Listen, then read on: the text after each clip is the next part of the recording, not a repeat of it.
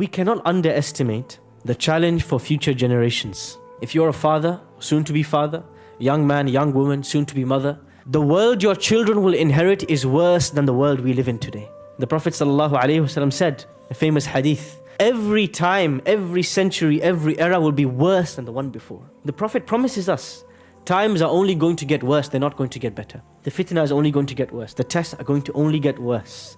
The challenges to our iman is only going to get worse.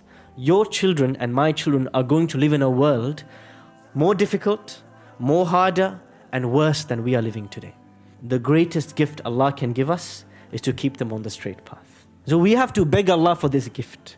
We have to ask Him to surprise us with our children and with our families, with our spouses. Because if your children and my children, your family, your spouse, your husband, your cousin, your brother, if our immediate families are lost, you could have everything in this world, you won't sleep at night. The most wealthiest people in this world, when their children and their wife is in the hospital, when their children and their wife is having a surgery, they cannot sleep at night. And for us, worse than the test of this world, the test of health and the test of wealth, is the test in our deen. We don't want Allah to test us in our deen.